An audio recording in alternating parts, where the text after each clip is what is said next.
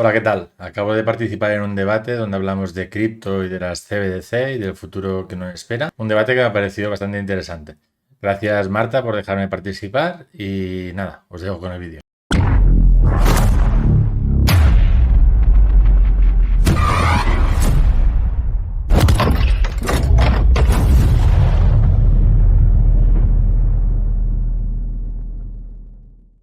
Hola a todos, buenas tardes en general, buenas tardes en Paraguay, buenas tardes en España también. Hoy tenemos el lujo de tener a varios expertos en temas de criptomonedas de diferentes campos que nos van a dar un debate bastante interesante sobre el tema, diferentes perspectivas y diferentes puntos de vista, que esto yo creo que es lo interesante de todo esto. Esto es un debate que yo voy a moderar, pero todo el mundo que nos esté viendo puede participar también a través del chat. Y bueno, los ponentes que tenemos hoy con nosotros son Xavier Curto, que vive en Tortosa, y él es súper experto en temas de trading, también conocedor profundo del tema de criptomonedas. Luego tenemos a David Sánchez, que está en Barcelona, y bueno, David es gestor del fondo de inversión Systematic Value Investing y también tiene un canal de YouTube que es Systematic Value Investing, mismo nombre, fácil de recordar. Y con David ya sabéis que tenemos el proyecto de Investing After Works, es mi socio que está en Barcelona. Bienvenido, David, de nuevo. Y para finalizar, hoy contamos con Carmelo, que él es muy experto en todo el tema de criptomonedas, es de Asturias, pero se vino recientemente a Paraguay. Dime. Cantabria. Ay, perdona, Cantabria. Qué pecado, Dios mío, Cantabria. Perdón, me fui un poco del mapa. Cantabria, disculpas. Castro Urdiales. Así que nada, chicos, si queréis podemos empezar ya el debate. Y bueno, para empezar os voy a lanzar una preguntita así tranquila. Espero que os guste mucho. Vosotros podéis desarrollar como queráis. Y me gustaría mucho empezar preguntándoos qué papel real creéis que tiene cripto en la libertad financiera y la descentralización, o si creéis que estamos creando un nuevo tipo de élite. ¿Quién empieza? Mira, Carmelo. Pues la verdad que yo creo que todo el sistema financiero ahora mismo está cambiando y las bases que eran las que había antes ya no son las de hoy, precisamente también porque los gobiernos no hacen más que imprimir dinero. Entonces al final eso genera una devaluación continua del dinero y bueno, por las criptos, la blockchain mismamente crea un registro correcto de todo. Entonces todo el sistema financiero va a cambiar. ¿Por dónde van a ir los tiros? No sé. Hay varias criptomonedas ahí que se está hablando, que tal y cual, pero la base, yo creo que sin lugar a duda va a ir por las criptos. Estoy de acuerdo. Está claro que cripto es un dinero digital en el cual nos cargamos un intermediario, ¿no? Que vendría a ser lo que es un banco central. Pero sí que es verdad que hay ciertos desafíos porque cada vez hay pocos que están almacenando mucha cantidad de cripto y llega un punto en que pueden tener un porcentaje tan grande que puede flagear un poco lo que es la gobernanza, ¿no? Es un poco el debate que hay. Ahora, como sistema, desde luego que al fin y al cabo es como una desobediencia civil, ¿no? Al sistema actual, ¿no? De hecho, por ejemplo, quiero añadir que las CBDCs, que son las Central Bank Digital Currency, en Europa se va a implantar el euro digital, que dista mucho del euro digital que conocemos hoy en día mediante tarjeta de crédito o transferencias así. Viene a ser una especie de Bitcoin que lo emite y lo controla completamente el Banco Central Europeo, con lo cual, ¿cuál es el papel que van a tener los bancos a futuro? Porque quiero decir, si todo lo emite el Banco Central Europeo, al final los bancos se van a quedar como meros tramitadores de seguros y otros productos financieros que están ahí. Y claro, lo bueno del Bitcoin es que es descentralizado, pero las CBDCs las controla el banco, con lo cual hay muchos riesgos, como por ejemplo que te pueda caducar el dinero en un momento dado, que te puedan limitar el uso del dinero para ciertas prácticas, porque por ejemplo dices, has comido no sé cuánta carne, pues eso supera tu huella de carbono del año, no puedes viajar. o viceversa, cosas así. Aparte del control, también hay un tema y es que podrán controlar muy bien la emisión de dinero. O sea, podrán drenar liquidez y podrán generar liquidez. O sea, ahora cuando tú haces un depósito en un banco, se está drenando liquidez del sistema, ¿no? Se está recuperando liquidez, ¿no? Y cuando hacen un crédito, te hacen una hipoteca, ¿no? Están emitiendo liquidez, ¿vale? Y por detrás tienes el Banco Central que hace las emisiones grandes a los bancos. En el momento en que haya en que tú tengas un contacto directo con el Banco Central, a ti te estarán emitiendo una liquidez y te la estarán sacando, ¿sabes? Es decir, la emisión de liquidez estará súper controlada, porque no habrá un intermediario entre un Banco Central y el público. El control será directo y seguramente automatizado. Sí, correcto. En este sentido, yo justamente hoy vengo al debate, sobre todo a aprender. Mi fuerte al final es la valoración de acciones en bolsa y en temas de diversificación de portfolios soy como un médico de familia. Entonces tengo curiosidad por todos los activos. En cuanto a las criptomonedas, principalmente yo creo que todo nace de la revolución del año 2008 tras el gran colapso del sistema financiero, la gran recesión. Y a partir de ese momento, cómo empiezan a aparecer alternativas al sistema bancario tradicional. Por ejemplo, si os fijáis, las grandes fintechs, cuando tienen un auténtico auge, por ejemplo ahora Revolut, es lo que es, pero la semilla de todo esto es la frustración de las masas en el año 2008 con el sistema financiero. Y fruto de esa frustración también nace el paper de Satoshi Nakamoto en noviembre del año 2008, que da pie a juntar dos industrias, las cuales habían estado separadas históricamente, como es la criptografía y luego la descentralización, pero que de golpe se fusionan para provocar esa revolución financiera, la cual yo considero que es una auténtica revolución. Y creo que el problema que hemos visto a nivel de criptomonedas en los últimos años es la mercantilización de esa revolución hasta llegar a un punto que JP Morgan, Goldman Sachs, BlackRock y los grandes del sistema financiero lo han adoptado, también el gobierno de Estados Unidos, y yo ahora veo que lo están monopolizando, instrumentalizando y que el inversor que entraba en el año 2012 no es el inversor que está entrando en el año 2025, ¿no? Y entonces, yo a nivel de inversión veo el propósito claro en Bitcoin. En los otros proyectos os lanzaré preguntas a lo largo del directo porque la verdad que lo desconozco enormemente, pero sí que tengo un poco como inversor ese miedo que no sé exactamente hacia dónde vamos. Un mundo donde Bitcoin serán como comprar tulipanes o de verdad, o habrán dos tipos de inversores a lo mejor dentro de Bitcoin o de las criptomonedas. Los que venimos por la revolución financiera o los que venimos por la especulación financiera. Yo creo que hay dos temas fundamentales aquí y uno es utilidad y la otra es confianza. Yo creo que cada vez se está perdiendo más la confianza en lo que es la moneda fiat y se está cogiendo más confianza en el tema cripto. Y luego a nivel de utilidad, ¿no? Como más fácil sea transaccionar, que no tiene nada que ver lo que es transaccionar ahora con cripto con lo que era solo hace 7, 8 años, ¿no? Pues bueno, todo va un poco evolucionando, ¿no? Y bueno, yo no sé, pero yo no sé si todos estos grandes fondos que lanzaron los ETFs y tal hace poco, yo no sé si han entrado en el mundo cripto por inversión o por miedo. Miedo en el sentido de nos la van a liar, vamos a estar ahí y vamos a tener todo lo que podamos, ¿sabes? En el sentido de que ya que no lo puedo romper, ¿no? Pues voy allí, si me puedo pillar el 70% de todo el mercado cripto, es la única forma de destruirlo, ¿no? De alguna manera. Sería entonces el riesgo del 50%, ¿no?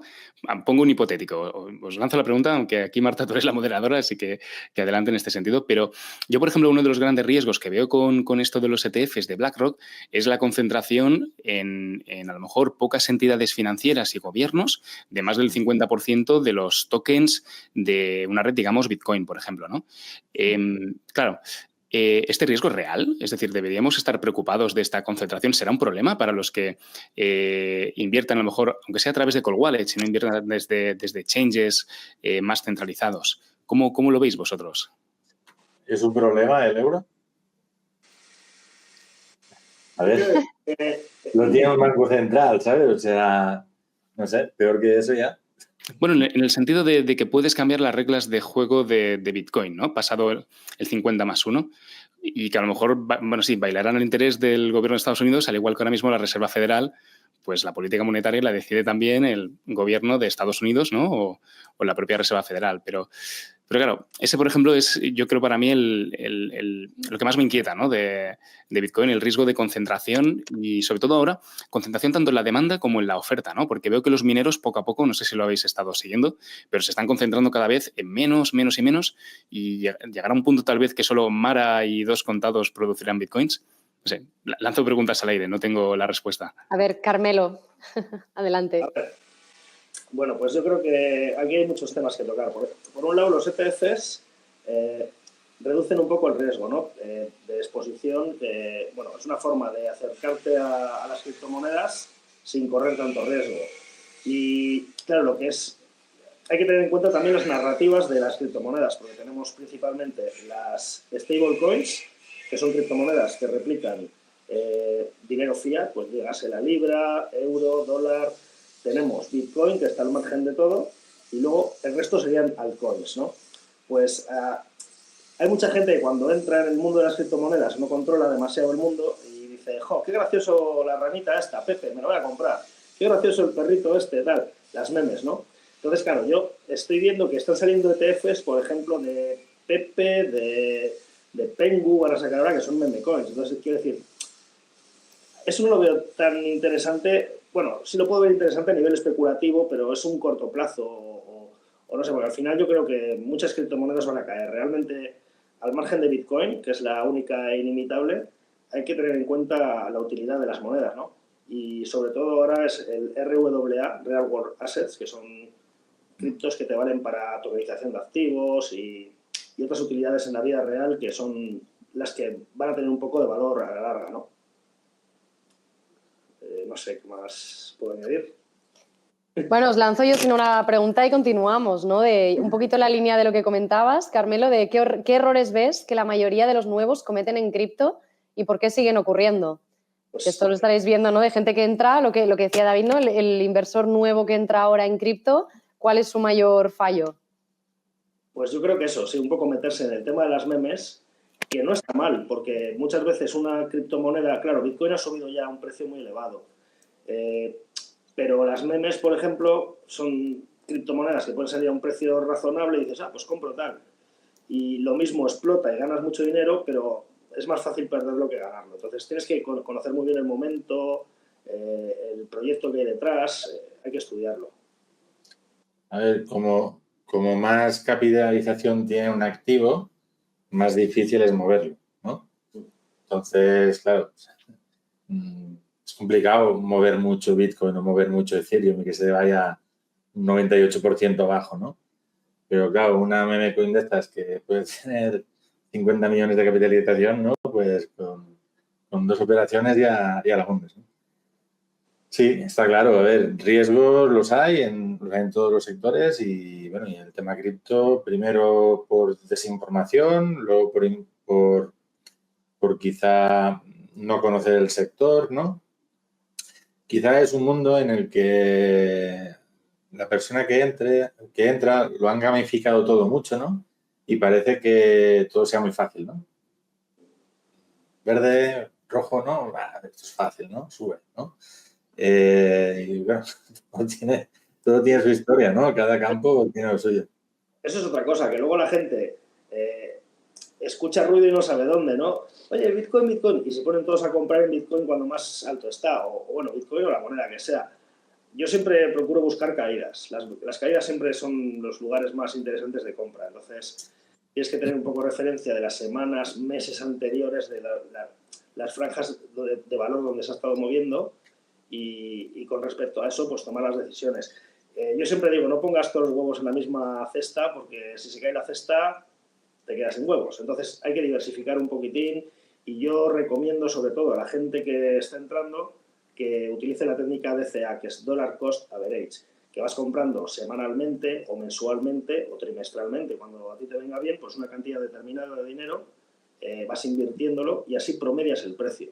es la forma más rentable que está estudiado de la que debe sacar beneficio con las Pero eso en activos que tengan algún respaldo detrás.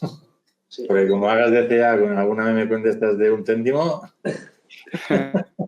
No, bueno, a ver, quitando Bitcoin, pues Ethereum introdujo los contratos inteligentes y ahora hay muchas criptomonedas que también los tienen, incluso K2, que mismamente en Bitcoin hay un proyecto ahora súper interesante que es BitLayer, que vas a poder introducir esos contratos inteligentes, tokenización de activos, muchas cosas dentro de la cadena de Bitcoin.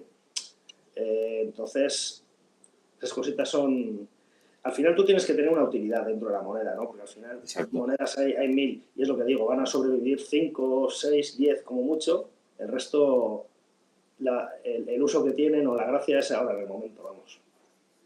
Sí, discúlpate, por lanzar un titular aquí, ¿podemos decir que esto va a ser más sangriento que la .com?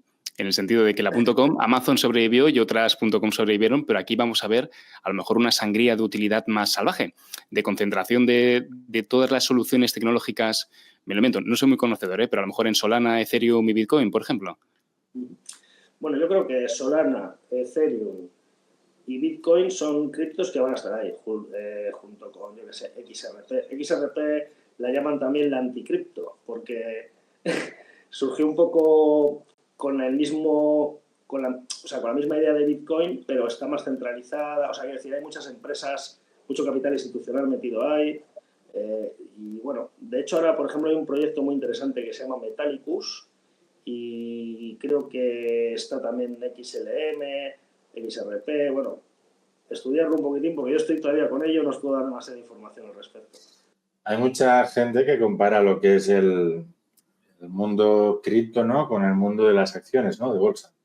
Que tienes pues los 10, 15, 20 top players, ¿no? Como en el caso de la bolsa, ¿no? Pues, que sé, Nvidia, Tesla, tal, ¿no? Pues tienes Ethereum, Solana, Polka. Y luego tienes un montón de proyectos, ¿no? Que también ocurre con el mercado de acciones, ¿no? Las small caps, ¿no? Pues bueno, puede tener un símil, ¿no? Posiblemente uno es centralizado, el otro es descentralizado, ¿no?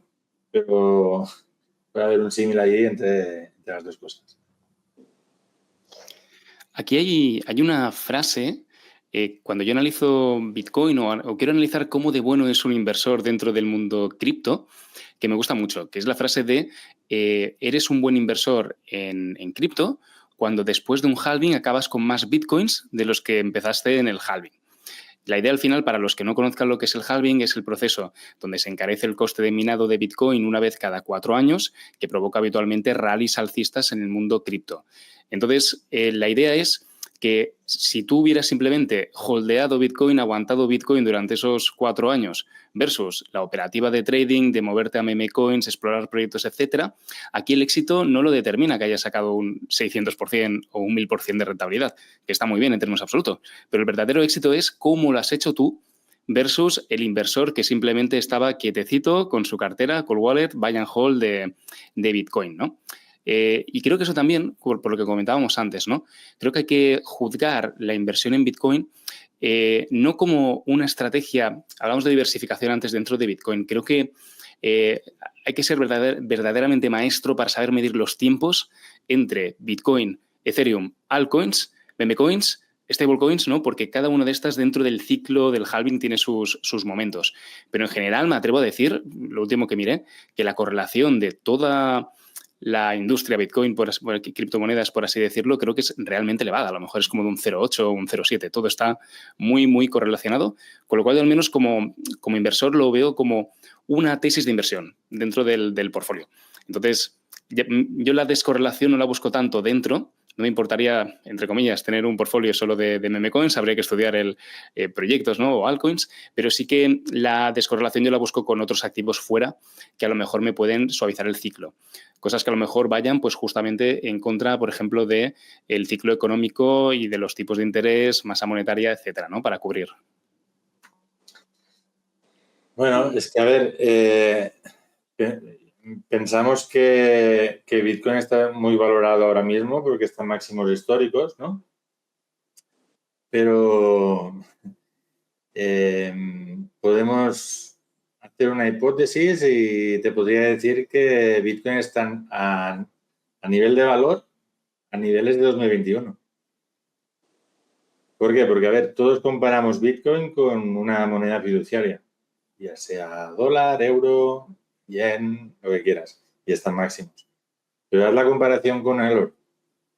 El oro es un refugio de valor, ¿no? ¿Entendemos? Ujú.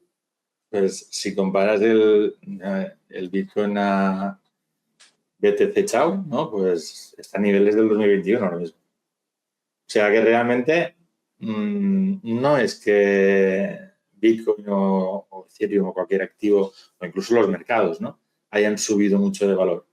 Es que se ha desplomado la moneda. Si solo...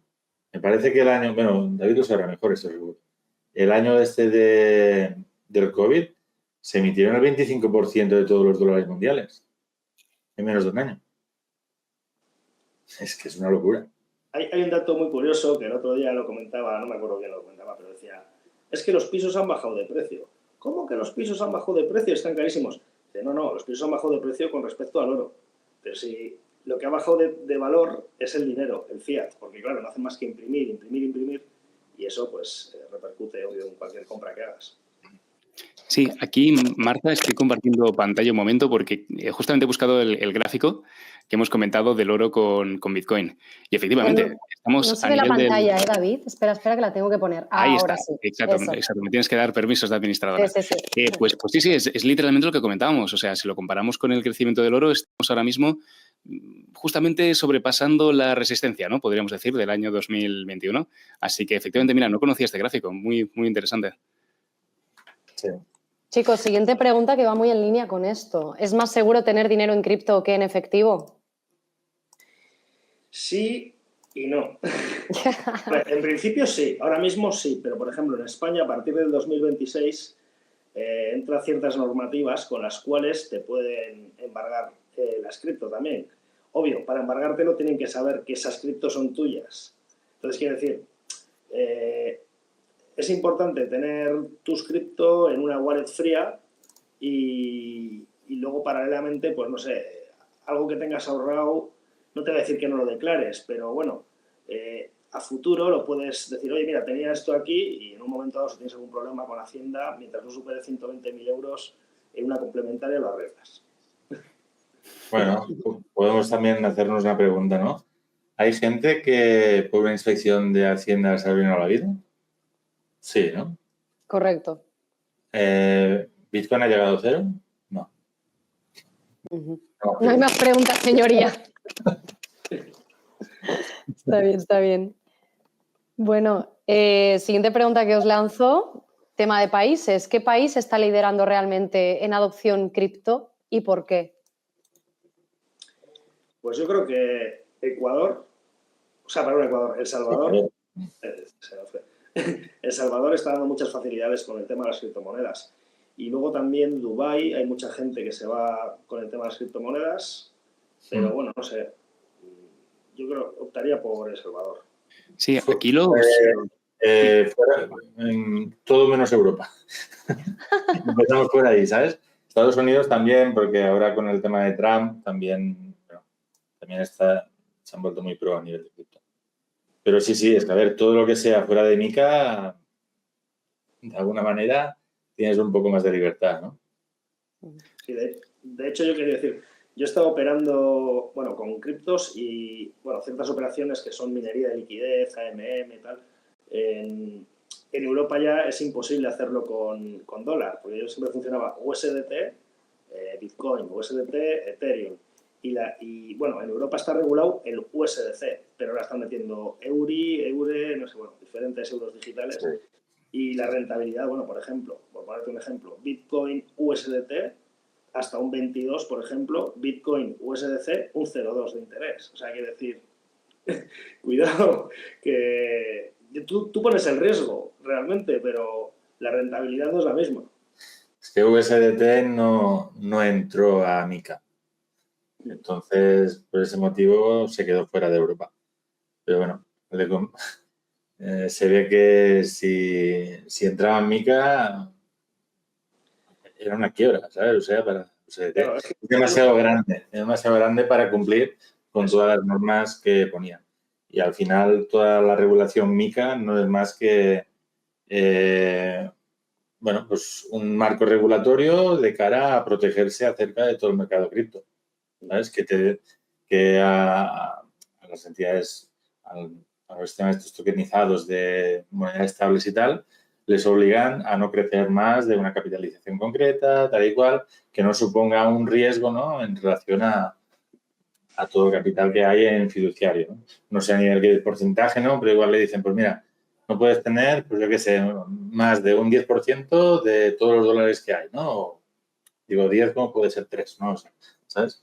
Entonces, claro, USD no sé cuántos miles de millones tiene de capitalización y dice, me quedo fuera de Europa y tranquilo, ¿sabes?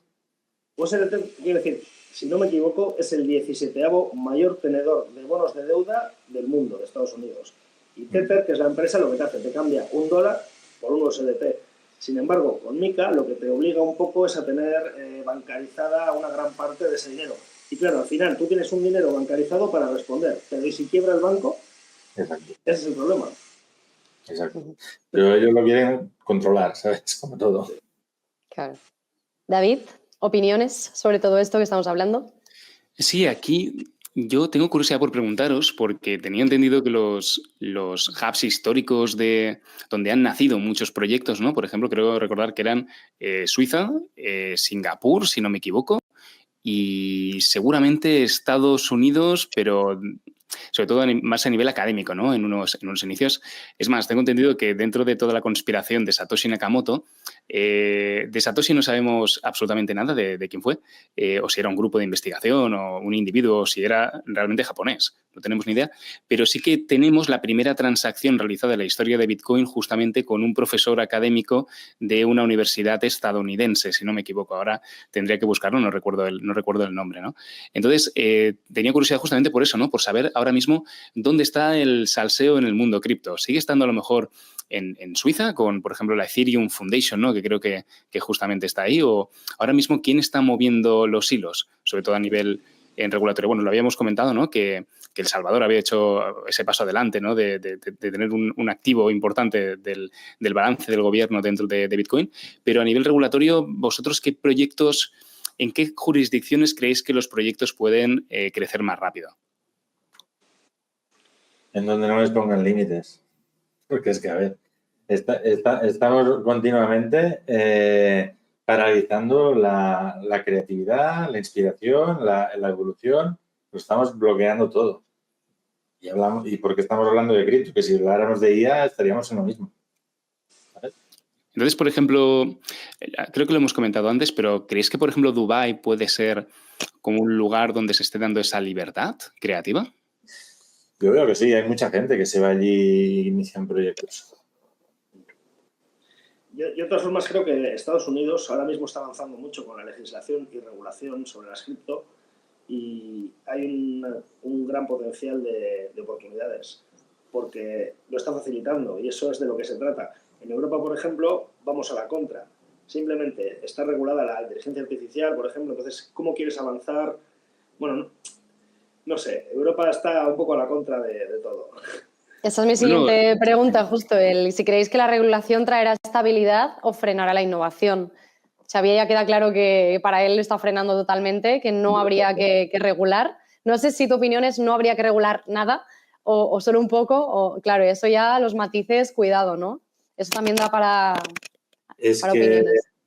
La palabra regulación, a ver, ¿cómo lo expreso? A ver, para empezar, el Estado ya no es lo que tendría que ser.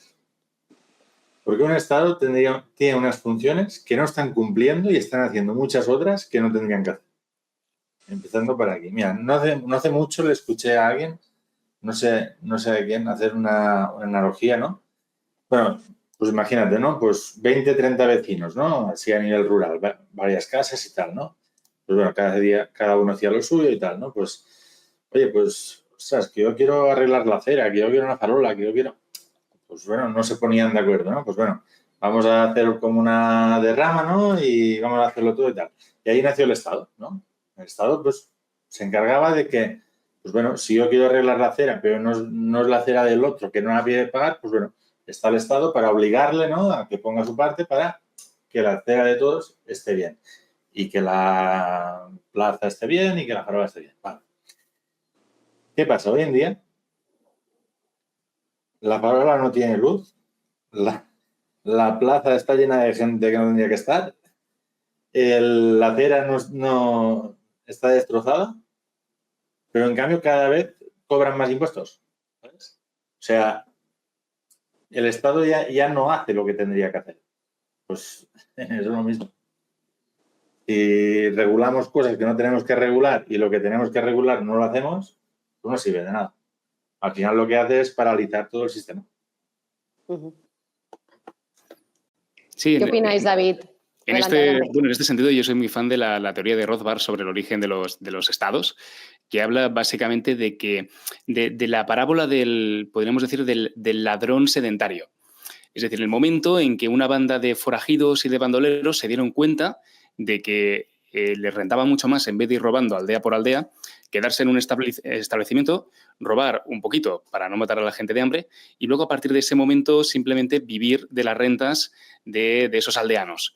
Entonces, establecerse, ¿no?, y crear la primera banda y, sobre todo, protegerse de que otras bandas no pudiesen también rapiñar a la misma población.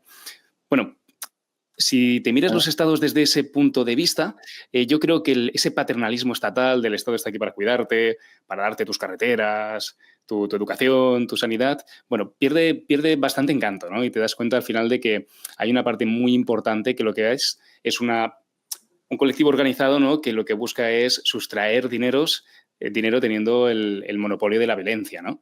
Y claro, desde esta perspectiva, cualquier herramienta que te permita protegerte justamente de esa rapiña o al menos darte instrumentos, ¿no?, para poder coger el control de tus finanzas, como por ejemplo el debate que estamos haciendo de criptomonedas, lo veo realmente interesante. Carmelo, ¿regulamos o no? Pues yo creo que cierta regulación está bien porque da seguridad también al usuario, pero cierta regulación. Al final, lo que no puedes es regular todo porque al final es un escenario en el que no te puedes mover.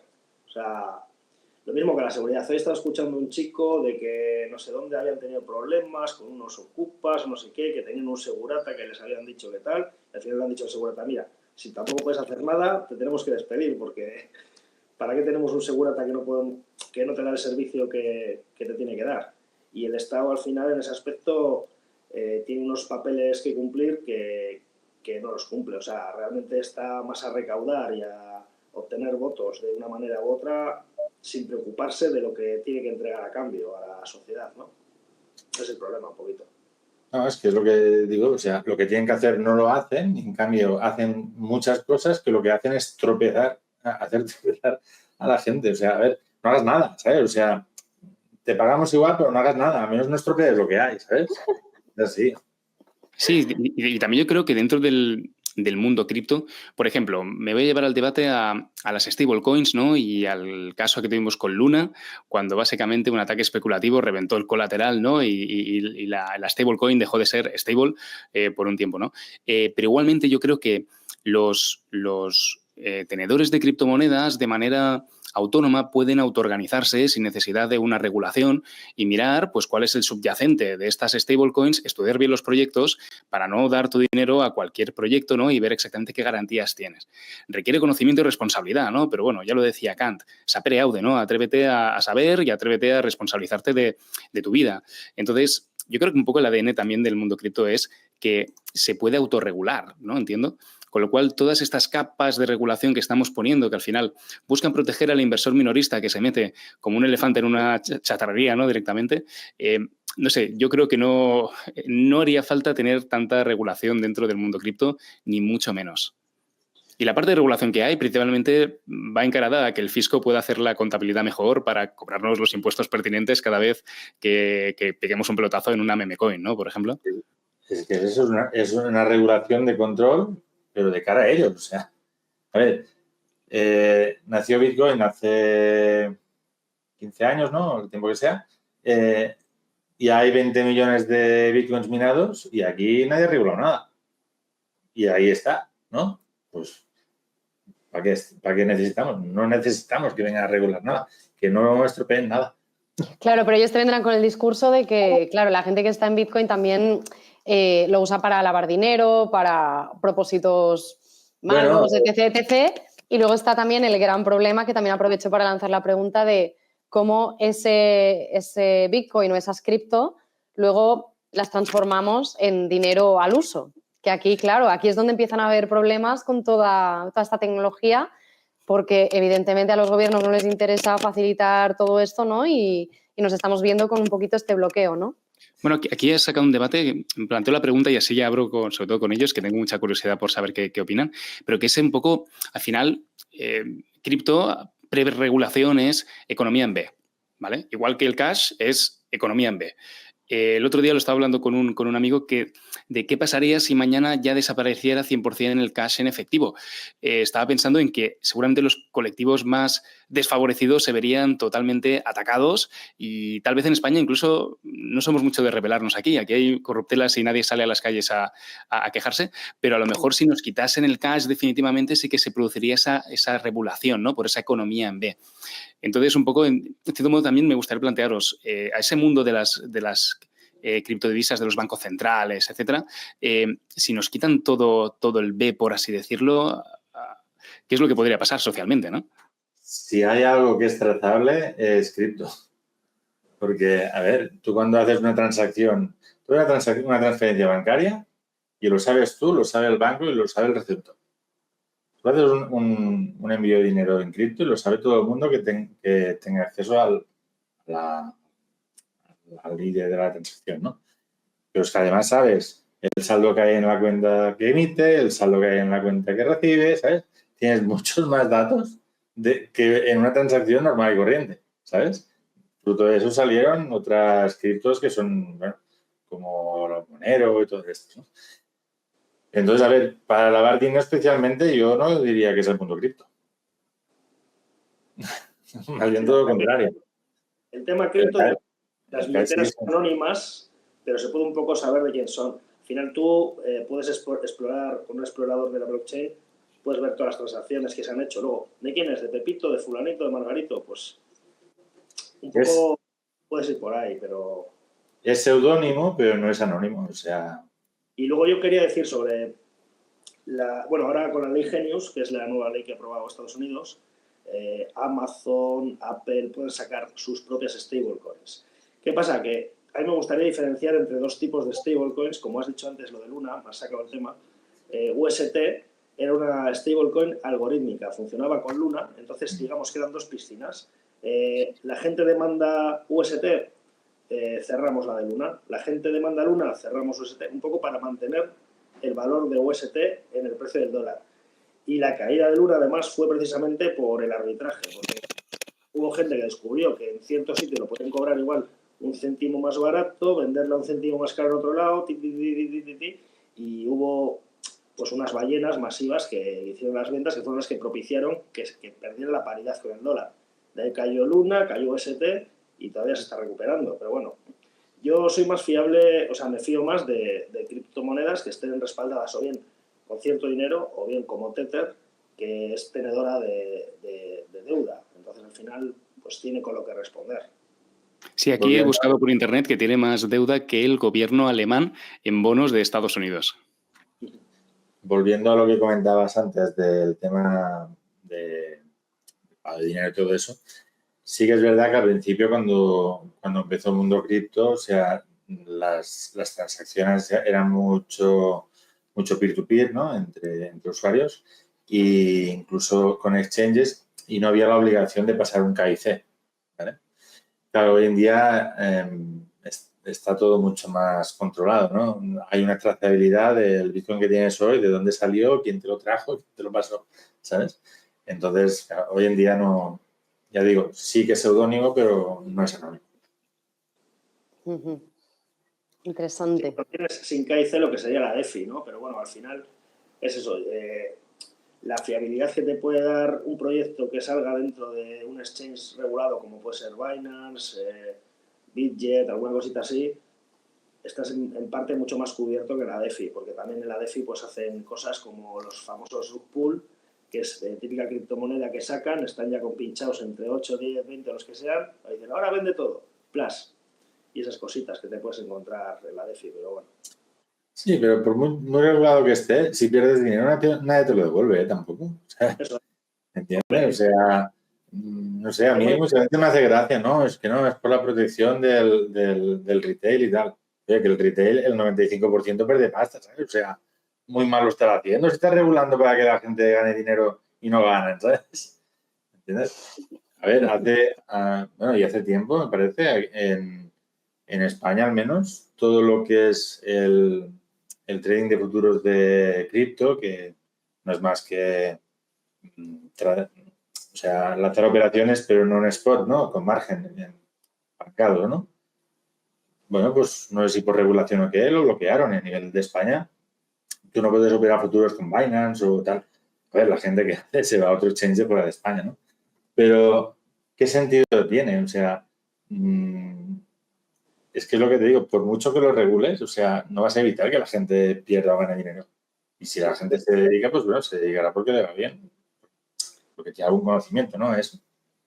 De todas formas, yo quería decir que también falta mucha educación financiera, porque mucha gente escucha campanas, no sabe dónde, se mete ahí y yo les digo, a ver, invertir, por supuesto, hay que invertir, es mejor, yo creo, de hecho, invertir que ahorrar, pero siempre una pequeña parte que tú te puedas permitir perder, ¿sabes? Porque al final nada está exento de riesgo, entonces ir jugando con esa cosita de, pues mira, me puedo permitir perder 100 euros, me puedo permitir perder 1.000 euros, lo que no me puedo permitir es perder 10.000 porque se me va el presupuesto de todo el año, lo que sea, entonces siempre con cautela. Sí, es que lo primero, antes de invertir, sea en el mercado que sea, lo primero que necesitas es conocimiento. Porque es que si no tienes conocimiento, no sé, a ver, dices, pues mira, la inversión en inmobiliaria es muy segura, ¿no? Pues sí, pues a lo mejor compras una vivienda y está ocupada, ¿sabes? Oye, pues no, igual tienes que ir al registro y mirar si, ¿no? Es el primer ejemplo que me ha parecido. Pero me refiero a que lo primero que necesitas es información. Y una vez tienes información, te puedes dedicar a invertir, ¿no? Pero yo creo que no necesitamos un ente externo que mira por su interés, que nos regule nuestra forma de trabajar. Sí. David. Sí. No, aquí en este sentido, profundizando en el tema del conocimiento, ¿no? La formación de cómo ser mejores analistas de criptomonedas, yo creo que aquí, por lo que tengo entendido, ¿no? La clave está en entender muy bien las tokenomics detrás de los proyectos criptos, ¿no? De cómo funcionan. Hay reglas que se ponen dentro de las redes cripto, por ejemplo, deflacionarias, ¿no? O inflacionarias, depende del token, ¿no? Hay ciertas reglas de juego que debes conocer. Y también entiendo que en el mundo cripto, si buscas apreciación de la criptodivisa en la que estás, se tiene que dar una combinación de que las tokenomics sean favorables, que tengas seguridad, no voy a decir jurídica, pero que tengas seguridad de credibilidad de la propia red y además también que se produzca un aumento del uso de esa criptomoneda, ¿no? Entiendo, debido a las aplicaciones que pueda tener. Entonces, un poco estás haciendo como esa apuesta triple que requiere mucho conocimiento, entiendo, ¿no? Debes saber de las tokenomics de la criptomoneda, qué gente hay detrás del proyecto y por qué me puedo fiar de esta gente y qué usos o aplicaciones se va a dar a esa red como para que yo como tenedor pueda tener esa apreciación, ¿no? Y muchas veces, tú que te dedicas más al tema de bolsa y tal, que supongo que también debe ser similar, el valor de un activo lo valoras más a nivel de fundamentales, ¿no? Pues lo que sé, por balances de una empresa, tal y cual, o por la expectativa que hay sobre esta empresa. Bueno, aquí en este sentido el gran dilema que yo tengo cuando abordo el problema de las criptomonedas, y es por eso que me cuesta invertir con mucha confianza, también porque requiere mucho esfuerzo seguir todos los proyectos y estar al día de todas las novedades. Pero aquí el gran problema que yo tengo es que a la hora de plantear la valoración de una criptodivisa, no tengo dónde agarrarme con las herramientas clásicas con las que podemos analizar, por ejemplo, activos que den rentas, ¿no? Llámale el modelo de discounted cash flow, de múltiplos, de valor liquidativo, me lo invento. Claro, entonces aquí estoy un poco a expensas de el valor de adopción, ¿no? O el valor social, que no es que no tenga valor, tal vez no tiene valor intrínseco per se, pero tiene valor social, que es el uso que se le va a dar. Y un poco estás haciendo esa apuesta al uso, ¿no? Y aquí es donde, sin engañaros, voy un poco más pez en el sentido de que me cuesta poder hacer modelos para predecir cuál será el valor social, o a lo mejor no debería ni siquiera plantearme el calcularlo, ¿no? Porque a lo mejor no se puede y hemos de hacer como esa apuesta un poco venture capital de, bueno, estos proyectos me gustan y creo que esto a largo plazo pues puede ir bien, y en el corto plazo pues voy surfeando diferentes olas con meme coins, altcoins y lo que surja, ¿no? A ver, Carmelo. Bueno, yo la verdad que suelo mirar bastante las tokenomics antes de meterme en un proyecto, busco información. Y luego también quiero remarcar un aspecto importante, porque mucha gente igual es buena encontrando el momento en el que entrar, pero lo difícil también es encontrar el momento en el que salir, porque igual hay una moneda que pega el subidón y de repente todos, voy a esperar que va a subir más, y de repente vuelve a bajar. Y te has perdido eso. Entonces, creo que es bueno ir invirtiendo poco a poco y llegando a un punto, ir sacando poco a poco también para asegurar la ganancia. Luego, fiscalmente, hay una fórmula también que es bastante interesante, que es la pignoración. O sea, tú puedes dejar, puedes dejar tus criptomonedas en algunas plataformas tipo lending, que te dan unos intereses por prestarlas, o pedir préstamos con tus propias criptomonedas para ir gastando o ampliando la cantidad de criptos. Y fiscalmente es una historia bastante interesante. Porque, por ejemplo, mientras tú pides préstamos con tus criptomonedas y gastas lo que has pedido prestado, no te computa como venta, estás gastando un préstamo. Entonces, son cosillas que son interesantes de saber. Y es la cripto como colateral. Ahí el riesgo está en que esta cripto cambie mucho de valor a la baja. El riesgo es ese. Pasa que creo que no te dan más de un 50% del valor. Sí, dependiendo la cripto que uses, hay diferentes niveles. Por ejemplo, una plataforma que yo uso en Stables te da hasta un 90% de lo que tú deposites, te presta hasta el 90%. En Bitcoin creo que hay un 60%, BNB algo así un 30%, depende. Ahí anda. Sí, pero la clave es nunca pedir más de lo que... Hombre, claro. Sí, aquí por ponerlo en contexto, por ejemplo, si tú tienes una cartera de acciones y en el mundo de las finanzas aburridas tradicionales, ¿no? Si vas a la entidad bancaria y depositas ahí tus acciones de bolsa, como las acciones de bolsa, al igual que las criptos, ¿no? Tienen esa característica de liquidez y de que si el banco teme porque no pueda recuperar ese colateral, pues te las vende al momento, puedes perfectamente pedir el 80-90% de lo que tengas en tu cartera de acciones depositado, ¿no? Y eso incluso es una estrategia de inversión realmente interesante, ¿no? Para sacarle esa rentabilidad.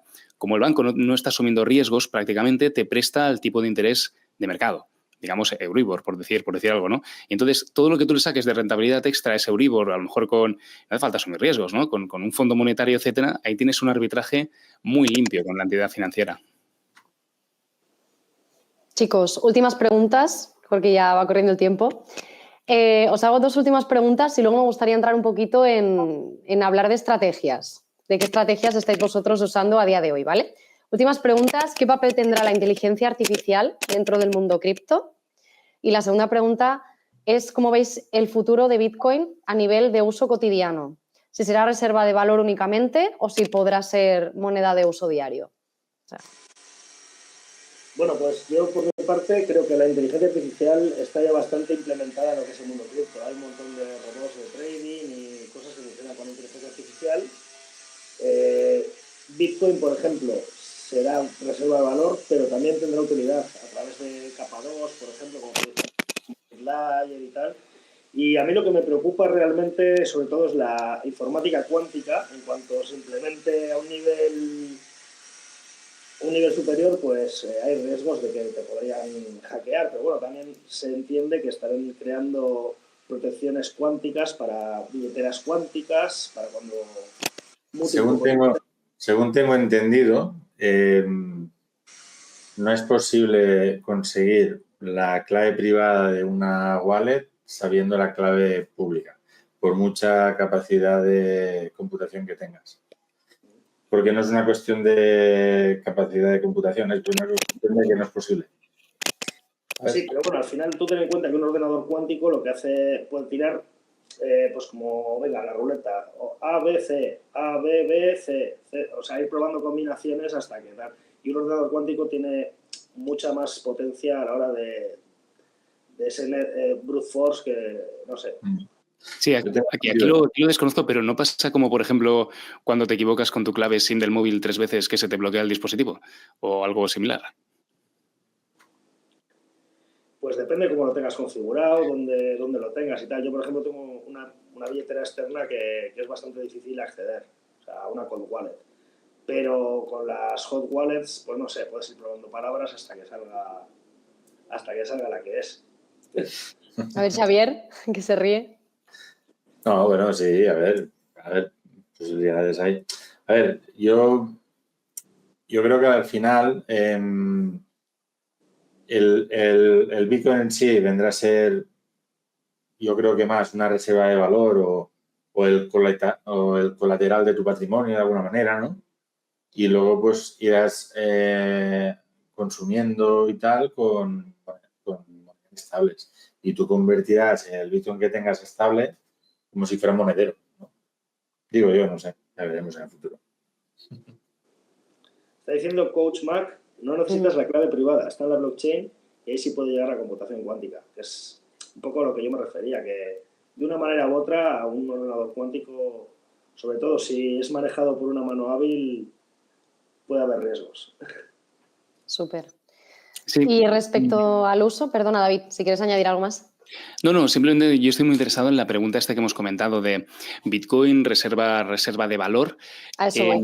Claro, yo por ejemplo, como lo abordo es que todavía no veo a lo mejor debería hacer un acto de fe, no lo sé, pero todavía no veo un comportamiento de la criptodivisa con una descorrelación con los mercados financieros tradicionales como para que me inspire la confianza, al menos la evidencia histórica, ¿no? Por así decirlo, de este es un activo donde yo puedo estar tranquilo 50 años, ¿no? Que sé que esto va a aguantarme la inflación y un poquito más, que es lo que me ha dado históricamente el oro. Y un poco el miedo que tengo con Bitcoin es que en el momento que no veamos rentabilidades del 80% anual o del 50% anual, la gran masa se canse de la criptomoneda y haya una gran devaluación del precio cuando llegue a esa fase de estabilización, reserva de valor como el oro, si llega, ¿no? Este es un poco los debates que tengo que todavía no tengo resueltos. Mientras siga emitiendo dólares, puede estar tranquilo. No, exacto. O sea, a nivel de batir la inflación y un poquito más convencido, a nivel de que hay muchos bitcoins que salen de circulación, que no se comercializan o se pierden las wallets, y entonces un poco también la oferta de bitcoins va cayendo y eso te da no solo inflación, sino que un poquito extra. Eso también lo compro, pero me preocupa que se pierda el interés en un momento donde la capitalización sea tan grande que el efecto de la masa entrando ya no pueda hacer crecer el precio, me lo invento, un 50% al año. A ver, es que el precio en base a qué. Es que volvemos a lo mismo, ¿sabes? O sea, estamos comparando todo con una moneda fiduciaria y al final un Bitcoin es un Bitcoin y un Ethereum es un Ethereum, ¿sabes? No, estoy de acuerdo, pero creo que gran parte de los inversores ahora mismo de Bitcoin es como que no ven un Bitcoin, ven $130.000, por así decirlo, y lo que pueden hacer con $130.000. O sea, que todavía no hay un cambio de mentalidad, ¿no? Con lo que tú dices, ¿no? Que al final es, si todo se pagase en Bitcoin, ¿no?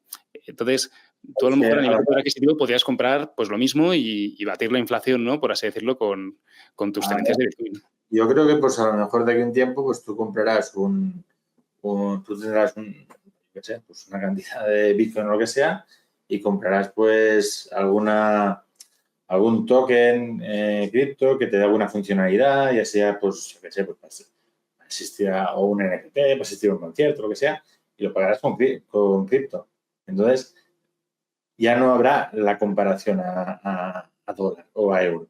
Porque es lo que te digo, si lo comparamos a dólar o a euro, pues mientras esta gente sigan emitiendo, cualquier activo sube de valor. Pero es que no sube de valor porque valga más, sino es que lo estás comparando con algo que mes tras mes vale menos.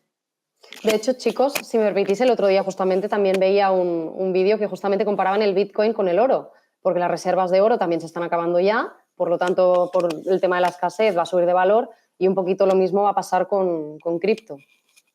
De hecho, a ver... Carmelo, para darle el turno a Carmelo. Bueno, yo quería decir que el oro, por ejemplo, en la Tierra igual es limitado, pero hay muchos asteroides que es de lo que se está hablando, minería espacial de asteroides, y hay muchos que están plagados de oro, con lo cual el oro no creo que se acabe.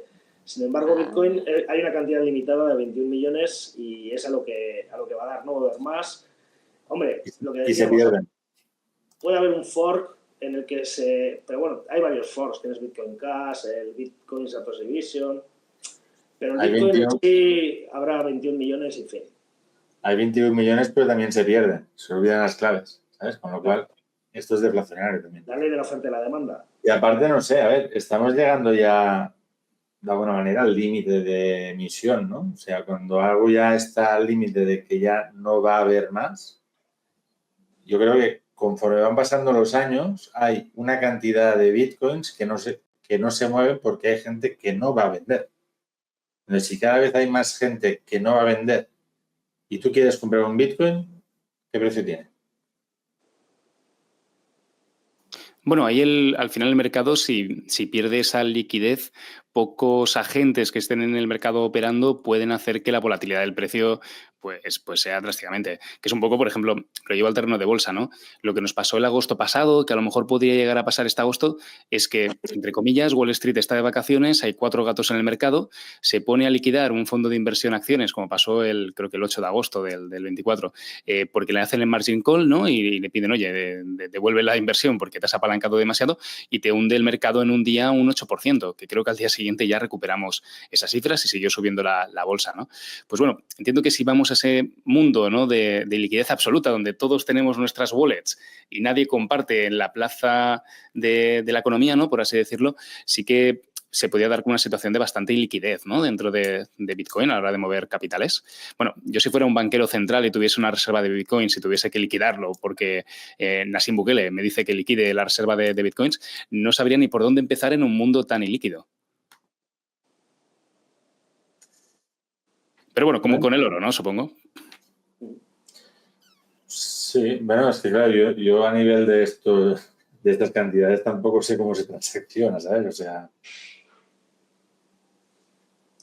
Hombre, a ver, cuando son grandes cantidades de Bitcoin y tal, lo que existe es un mercado OTC, que es fuera de mercado donde se vende. Y al final, cada vez que hay Bitcoins a la venta, siempre hay gente interesada en comprarlos. O sea, hace poco creo que se han vendido, no sé, igual me lo invento, 80 millones en Bitcoin y no han afectado prácticamente al mercado. O sea, porque hay siempre gente que entra en otro momento, que le interesa liquidar, y otros que están entrando que les interesa comprar. Bitcoin es un activo muy demandado, con lo cual no va a tener el problema que pueden tener otras criptomonedas. Imagínate, por ejemplo, que en vez de Bitcoin es Solana. Bueno, Solana, de hecho, cuando quebró FTX bajó a $9. Está en 180 y pico, $190 ahora mismo. O sea, quiero decir que... Mira, nos comenta Coach Mac que cada bloque de Bitcoin se mina aproximadamente cada 10 minutos y el último se mina para el 1140. El 2140. 2000 será. Sí, hecho, el 1140 ya ves. Que es muy gracioso. Ya fue. Tengo un minero que es muy gracioso, que es un lottery miner, porque tiene muy pequeña potencia, entonces no te genera Bitcoin, no te sirve para minar una pool, o sí te sirve, pero es irrisorio lo que puedes ganar. Pero es eso, es como una lotería, cada 10 minutos tienes la posibilidad de que te toque una recompensa de bloque, que ahora mismo son 3,15, ¿no? 3,15. Sí, vale, aquí chicos. Yo quiero poner un último comentario muy rápido con esto que hemos comentado de cómo comprar y vender en grandes cantidades.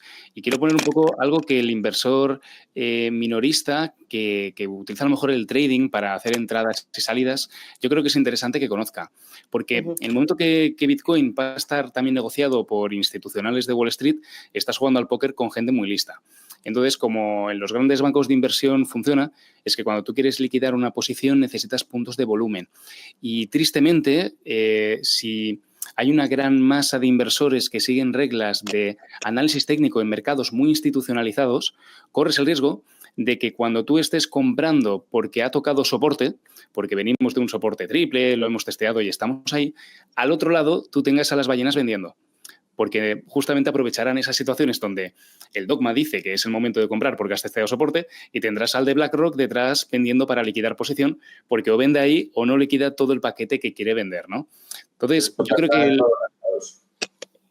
Esto pasa en todos los mercados. Yo, por ejemplo, me dedico al mercado de divisas y esto es el día a día. No, pero en este sentido lo que quiero decir es que a lo mejor la inversión en cripto en el 2016, pongamos, sí que el mundo técnico yo creo que tenía mucho más que aportar, menos trampas, por así decirlo, que lo que tiene hoy en día, y sobre todo los mercados más institucionalizados. Sí, pero yo creo que los grandes fondos como BlackRock, Vanguard, compañía, pues ahora mismo manejan un poquito el precio, ¿no? Porque ellos venden un poquito o venden una cantidad interesante para que caiga y lo vuelven a recomprar más barato. Y bueno, pues son cosas que bueno, pasan todo en general, ¿eh? Al final son conductas humanas y la expectativa mueve el precio, ¿sabes? Cuando hay FOMO, todos van dentro, ¿no? Y entonces cuando venden las instituciones que tú comentabas.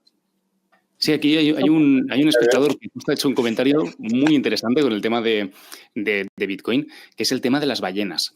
Y según tengo entendido, como hay tanta transparencia en la network de Bitcoin, creo que hay páginas en Internet que te dan la información de qué ballenas están haciendo qué movimientos ahora mismo. Y no sé, lanzo pregunta curiosa, no sé si vosotros incluís dentro de vuestra tesis de inversión el monitorizar a las ballenas para intentar hacer una buena entrada, sobre todo cuando las ballenas están entrando, ¿no? Para entrar con ellas.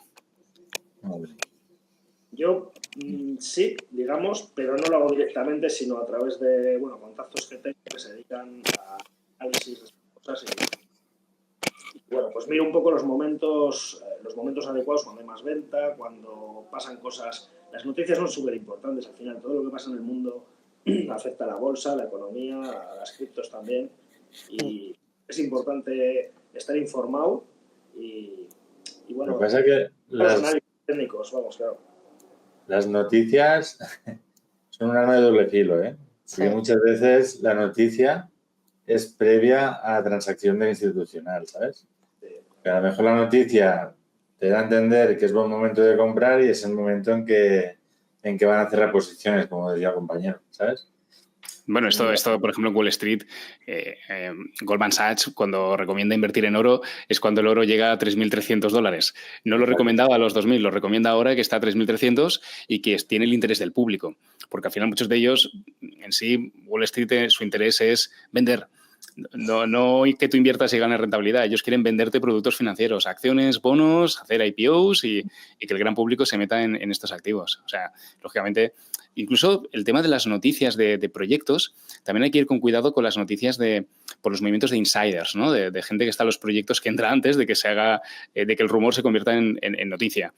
Yo he invertido muchos años en proyectos mineros, ¿no? Y he seguido mineras exploradoras, que esto es lo más turbio y lo más negro que podéis encontrar en el mundo de las acciones, ¿no? Porque la verdad que una minera exploradora es un mentiroso con un agujero, es decir, la directiva tiene incentivos muy perversos para manipular las noticias, para captar el interés de los inversores, y es lo que decíamos, que hay que ir con mucho cuidado con cómo se interpretan esas noticias, porque a lo mejor estás entrando en la dirección opuesta a la que los chicos listos están entrando.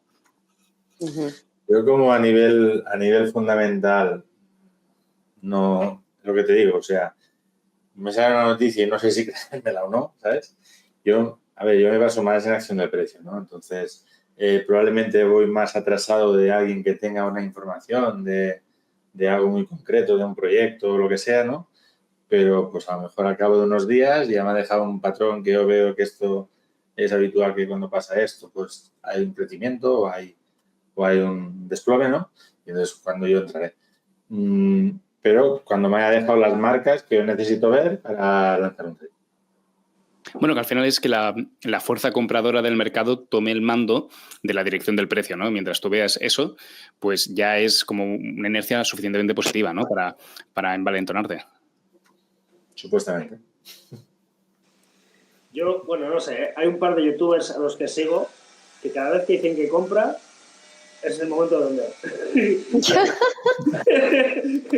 No voy a dar datos, pero bueno. Psicología inversa total. Sí. Muy bien. Cuando estoy a comprar, vende. Bueno, aquí en España hay un caso muy sonado con el profesor Gonzalo Bernardos, no sé si lo habéis seguido por Twitter, pero justamente se ve que él dijo que era imposible que Bitcoin llegase a los $100.000 y ha llegado, ¿no? Y ahora creo que ha tenido muchas apelaciones en Twitter de, oye, Gonzalo, que esto que dices pues ha acabado dando, ¿no? Pues ahora ha puesto otro tuit nuevo justamente diciendo que sería una auténtica locura, insensatez, algo por el estilo, que Bitcoin llegue a 1 millón, ¿no? Que sigamos soñando. Pues bueno, a ver si volvemos otra vez a contradecir al profesor. Es lo que te decía antes. Un compañero decía que sí, que hasta el 2140 se seguirán emitiendo Bitcoin, ¿no? Pero es que el 95%, vamos a decir, ya está minado, ¿sabes? O sea, lo grande ya está hecho. Entonces, bueno, es lo que te decía antes, o sea, cuando tienes una masa monetaria, por decirlo de alguna manera, y hay una gran parte de los que tienen la custodia que no quieren vender, es que el precio es infinito. Le puedes decir 100.000, le puedes decir millón o 100 millones. Invéntate el número que quieras. Es que la cuestión es tiempo. No tiene más. Sí, exacto. Aquí lo único que te puede hundir el precio es siempre y cuando haya utilidad y confianza en el activo. Exacto, porque si no tienes el corralito, versión corralito, versión cripto, ¿no? Que es que todos nos ponemos a vender, pues yo qué sé, porque sale Bitcoin 2.0, me elemento, hablo por hablar, y de golpe todos los que teníamos el Bitcoin viejo decimos, uy, yo quiero el Bitcoin cuántico, no quiero el Bitcoin viejo, y esto es un corralito, sálvese quien pueda, para comprar el nuevo Bitcoin, me elemento. Digo una cosa, las caídas fuertes de Bitcoin han sido del 80%, 80 y algo, ¿sabes? Y hace tiempo que no hay caídas fuertes. Y como te he dicho antes, Bitcoin no está subiendo. Está a niveles de 2021 si lo comparas con el oro. ¿Sabes? Ahí lo dejo. Chicos, estrategias para acabar y cerrar con toda esta información que estamos hablando ahora también. ¿Qué estrategias tenéis vosotros respecto a las cripto en concreto, ¿no? Yo creo que David trata las cripto de una manera muy diferente que Carmelo y muy diferente que Xavier. Yo, por ejemplo, una muy rápida, dentro de diversificación de portfolio, ¿no? Si leéis autores, hay una estrategia que es la estrategia de la all-weather strategy, ¿no? La estrategia para cualquier estación temporal, ¿no? Que recomiendan inversores pues, como Ray Dalio. Y dentro de esta estrategia, el cómo inversores como Ray Dalio ven el oro, ¿vale? Como reserva de valor y cómo lo juegan, por así decirlo, es que te lo acaban poniendo con un porcentaje determinado dentro del portfolio de inversión y simplemente van haciendo rebalanceos de ese porcentaje en función de los movimientos del oro. Que esto es una estrategia que, si la tendencia del oro es siempre a recoger esa inflación y a seguir creciendo, incluso creo que los últimos 20 años ha crecido al 9% anual el oro, esta estrategia lo que te da es que sacarás la rentabilidad del oro a futuro. Y además, si cuando el oro sube tú rebalanceas y si tú, pongamos, ¿no? Este año el oro creo que la rentabilidad ha sido de un 26%, lo que llevamos de año, pues seguramente tu 10% se ha convertido en un 12% porque la bolsa se te ha quedado plana, me lo invento, ¿no? Entonces, si tú ahí rebalanceas del 12 al 10, has sacado un dinero extra que cuando el oro vuelva, me lo invento, a $2.500, te bajará el porcentaje del 10 al 8, volverás otra vez a comprar y esta tontería te da una rentabilidad extra de la inversión a largo plazo del oro. Pues bueno, bajo la hipótesis de Bitcoin es mi reserva de valor, yo creo que esta sería una estrategia muy buena, que es un poco lo que hacemos. Al final vendemos en los máximos históricos y compramos cuando hay sangre en las calles, ¿no? A ver, Xavier. Para dar una estrategia para que A ver, yo simplemente haría lo que decía el compañero, lo de hacer DCA, ¿no? Que es ir comprando cada cierto tiempo, pero no en cualquier momento, ¿vale? Porque, a ver, hay ciclos, ¿no? Y cuando estás en máximos, pues no es momento de comprar. Así. Entonces, yo lo que haría sería, pues, tú coges el máximo que tiene y cuando llegue el 50%, empieza a comprar como un loco. Y ya está. Cuando hace máximos otra vez, manos quietas. Muy bien. ¿Y Carmelo? Pues bueno, yo opino que es importante diversificar, pero al final, por ejemplo, yo en mi caso lo que hago es diversificar y ganancias que obtengo luego las voy trasladando a Bitcoin, porque creo que es más seguro que otras, ¿no? DCA, luego también bots, pero bueno, también hay que saber qué bots usas, manejarlos y tal, porque te dan comodidad. Pones una franja de donde se anda moviendo el precio y es más sencillo que ponerte a hacer trading en ciertos aspectos porque... Y luego, pues no sé, también un poco de minería, diversificar. Al final es interesante tener la cartera bien diversificada. Sí, esto está claro. Pero si es a nivel de inversión en spots y en apalancamiento, más del 50% tendría que ser de la cartera, yo creo que tendría que ser Bitcoin, ¿no? Y del resto una gran parte Ethereum quizá. Y todo el resto ya te puedes ir a Layer 1, a Layer 2 y demás, ¿no? Muy bien. Sí, por llevármelo a lo mejor al terreno de las acciones, si no entiendes mucho un proyecto, yo creo que en un proyecto de altcoin desconocido o incluso memecoin, yo no me atrevería a poner a lo mejor más de un 1% del portfolio o un 2%, sobre todo porque si lo aciertas ya tienes esa exponencialidad que hará que ese 1 se convierta en un 10% del portfolio, ¿no? Entonces es como no pongas demasiado poco como para que si hay un éxito estés triste mientras otros han hecho un por 10, ¿no? Pero tampoco pongas demasiado como para que te arruine la diversificación de portfolio. Y yo tal vez incluso, no sé vosotros si lo ponéis en práctica, pero le pondría un tope a la inversión en memecoins dentro de ese portfolio cripto. O sea, no dejaría que eso fuese un 30% del portfolio, me lo invento, ¿no? Más de un 10 no le pondría. ¿Tú, Carmelo, cuánto le pondrías? En memecoins prácticamente no invierto. O sea, alguna vez me pega el punto y le meto 100 euros, 200 euritos, una cosa así, porque sí que es cierto que una memecoin te puede hacer un por 100, un por 200, sí que es cierto, pero claro, el riesgo también es superior. Entonces, yo voy poquito a poco con Bitcoin y otros proyectos, pues depende un poco de mis capacidades del momento, pues invierto más o menos. Ahora, por ejemplo, no quiero hacer recomendaciones de inversión, que nadie se lo tome como recomendación de inversión, pero bueno. Eso es qué estrategia hacéis vosotros, que quede claro, no son recomendaciones para nada. Un poquito, acabo de meter en 2 proyectos, pero un poquito, o sea, que es inferior al 10% de mi portfolio. Bueno, ¿Sí? Últimos mensajes. Perdón. Y hay 3 que son secretos que no lo vas a decir. Ok. Muy bien, chicos. Para cerrar, mensajes así finales que queráis dar a la audiencia, reflexiones sobre este tema que queráis que se le queden a la gente venga, mensaje lapidario así conclusivo. Yo quiero decir una que el otro día, bueno, en el canal que tenemos de españoles y tal, lo dijo un chico, una frase que me gustó mucho, es Bitcoin has no top because money has no bottom. O sea... Lo que hemos hablado durante todo el debate. Bueno, aquí yo recogería la frase también de Ray Dalio, ¿no? De cash is trash. Si te recuerdas esto, vas a hacerlo muy bien a nivel de inversiones. Sí. ¿Y tú, Xavier? Bueno, a ver, lo que decíamos al principio, ¿no? Que al final el mundo cripto no es más que... A ver, si los estados lo hubieran hecho bien, si la fiscalidad fuera razonable, si se utilizara bien el dinero que nos roban vía impuestos, es que quizás ni habría salido cripto ni habrían salido muchos otros temas a día de hoy. Lo que pasa es que hay una élite que tiene una perspectiva de la realidad que no tiene nada que ver con la vida real, ¿sabes? Entonces, pues bueno, Bitcoin no es más que una respuesta a esto.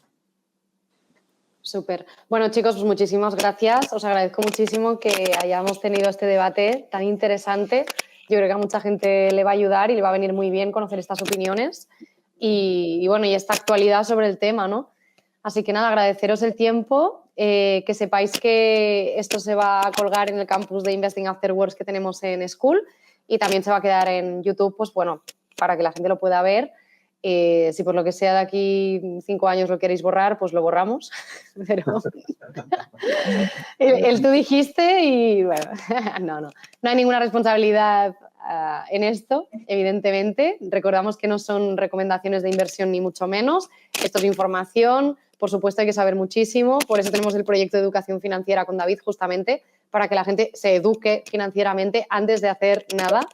Y bueno, yo feliz de poderme rodear de gente que sabe tantísimo como vosotros, porque aprendo un montón y aparte me siento muchísimo más segura a la hora de invertir, por supuesto, cualquier cosa. Así que nada, muchísimas gracias. Gracias también a los participantes, que algunos han estado muy activos en el chat. Y nos vemos próximamente en futuros temas interesantes que vamos a seguir haciendo. Ahí estaremos. Muchísimas gracias. Adiós. Menos regulación y más educación. Exacto. Eso. Esa es la frase. Menos regulación, más educación. Adiós. Gracias.